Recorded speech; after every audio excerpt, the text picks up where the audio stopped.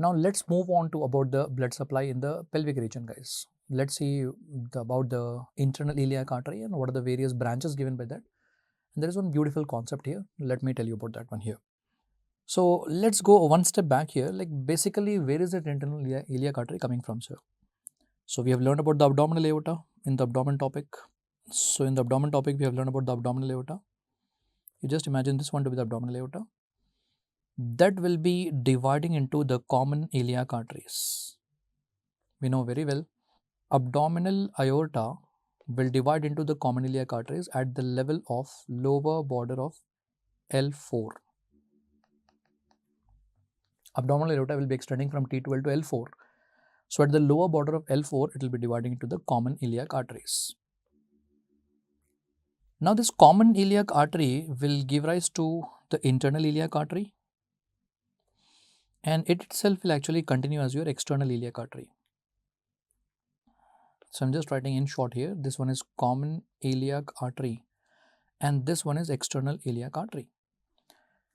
External iliac artery will further continue down as the femoral artery in the lower limb.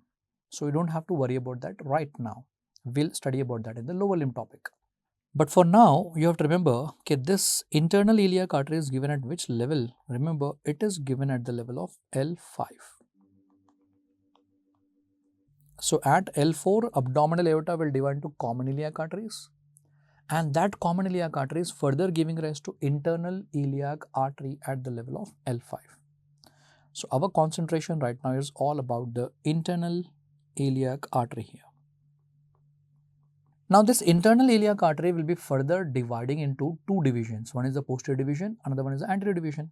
So out of those two, let me just draw it like this here, sir. The posterior division, and you just imagine this one here to be the anterior division. Now out of those two, like we need to learn what are the branches given from the posterior division and anterior division, obviously. The easy way to do this one is always like every student will be learning in the same manner. I want you also to learn in the same manner, guys. The easy way to learn here is learn the branches given by the posterior division. Posterior division will just give like 3 branches here. And those 3 branches, students love to remember with the mnemonic S, S, I, L, SIL branches. SIL, SIL branches here, sir. And once you remember these 3 branches, remaining all the branches are from anterior division only. That's all. So there are only 3 branches given from the posterior division of internal iliac artery. So internal iliac artery will be dividing into 2 divisions, anterior and posterior division will give rise to only 3 branches.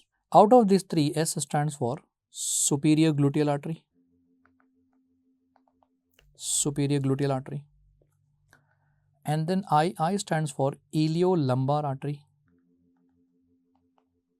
iliolumbar artery, and then L stands for lateral sacral artery. That's all, guys. So remember SIL, SIL branches, S for superior gluteal artery, I for iliolumbar artery, and then L stands for lateral sacral artery. That's all. These are the 3 branches which are given from posterior division. Anything else?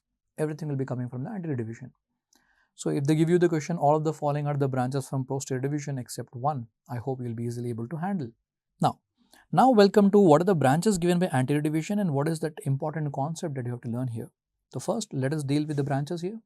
If you are done with the superior gluteal artery over here, definitely the anterior division is the one which will give rise to inferior gluteal artery. Inferior gluteal artery. Okay, that is one easy logic that you can apply here. Posterior division is giving superior gluteal artery, so anterior division has to give the inferior gluteal artery. One easy logic. Now I don't want my student to just write it like a list and just mug up, guys. That is the reason why let us try to make a concept here in our mind. In the very beginning of the pelvis topic, this pelvis and perineum topic, I have shown you the sagittal section of female pelvis. First, you'll be having urinary bladder. Behind that, you'll be having uterus and vagina, and then there will be a rectum there. So you actually do the same thing. These arteries are going to supply to the pelvic viscera only. So go in the same order of the pelvic viscera. I actually remember in the same manner. I want you also to remember in the same manner. So first of all, the urinary bladder also known as the vesicle. So that is the reason why, remember, there will be 2 arteries here. One will be the superior vesical artery and then there will be a inferior vesicular artery. So there will be a superior vesicular artery and then there will be an inferior vesicular artery. But you have to be like really careful with the inferior vesicular artery. Why? Because inferior vesicular artery is present only in the male. Superior vesicular artery is present both in male and female, but remember, inferior vesicular artery is present only in males. Then what about the female? In female, you don't have the inferior vesicular artery. But instead of that, the homologous of that or similar of that one will be the vaginal artery. So in females, the same inferior vesicular artery, instead of inferior vesicular artery in the females, there will be a vaginal artery present over there. That is the one important thing that you have to remember here. So that's about the urinary bladder. Then slowly moving behind, we are done with the vaginal artery. Then what about the uterus? Of course, you'll be having the uterine arteries. So for the uterus, you'll be having uterine artery. Then after that, what about the rectum, guys? For rectum, obviously there will be rectal artery. But you have to be like very careful here. Will it be superior rectal or middle rectal or inferior rectal artery? Remember, the anterior division of internal iliac artery will give rise to middle rectal artery.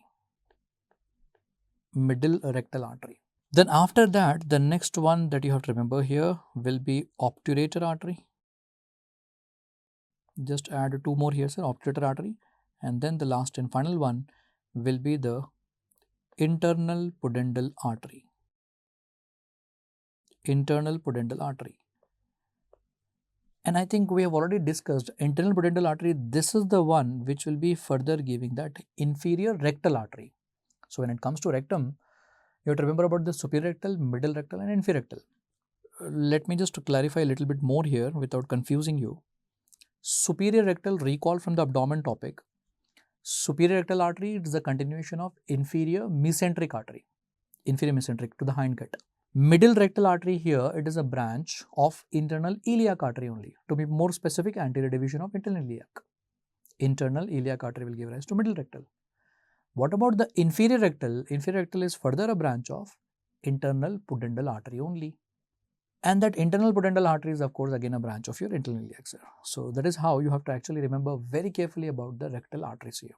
Superior rectal, the middle rectal and the inferior rectal.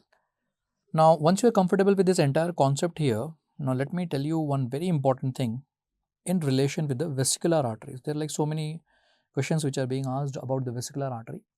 So imagine this one here to be the urinary bladder.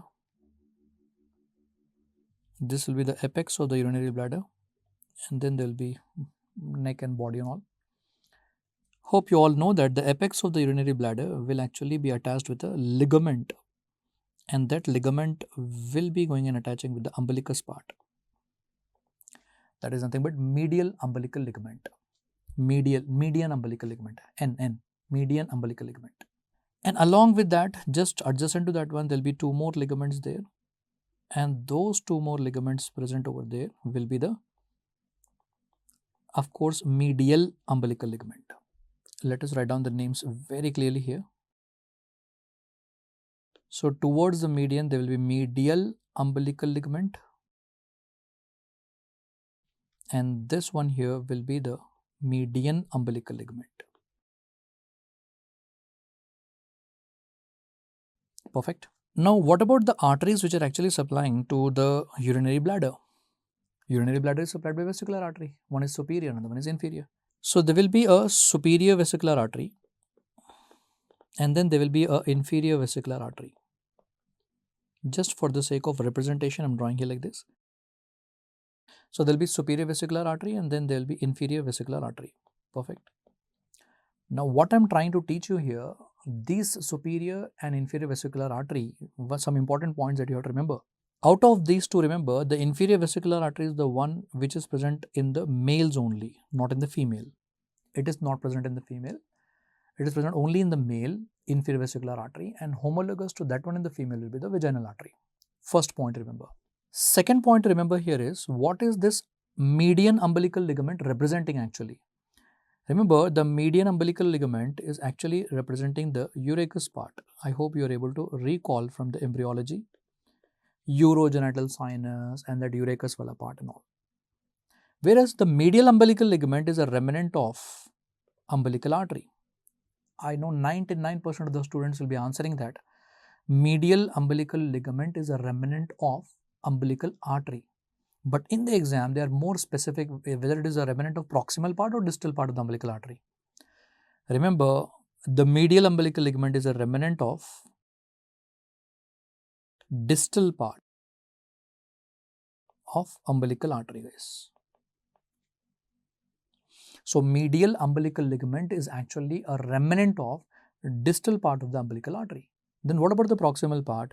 Remember, that is nothing but the superior vesicular artery. So, superior vesicular artery is the remnant of proximal part of umbilical artery. So, superior vesicular artery is the remnant of proximal part of the umbilical artery, whereas distal part of the umbilical artery remnant is nothing but medial umbilical ligament. Perfect. And last, one more thing that I want you to recollect from the abdomen topic. In the abdomen topic, when we learned about inguinal canal, one of the content of the inguinal canal in male will be spermatic cord. And inside the spermatic cord, will be having vasa deferens. And that vasa deferens will be supplied by an artery to vasa deferens or artery to ductus deferens. That also has been tested in your exam. Artery to ductus deferens is a branch of which one?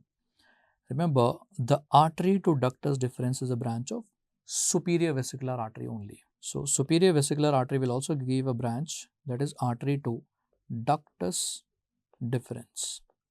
So, like so many questions are being tested here about the superior vesicular artery and about the inferior vesicular artery, and you know about the medial umbilical ligament, median umbilical ligament. So many questions are being asked here. So, please take care about this part here.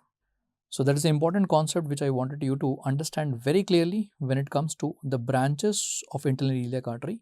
So, don't try to just mug up all the branches like a list here. So, try to understand what are the important concepts associated with that one and what you have to learn, guys. So, that's all about the internal iliac artery and its branches.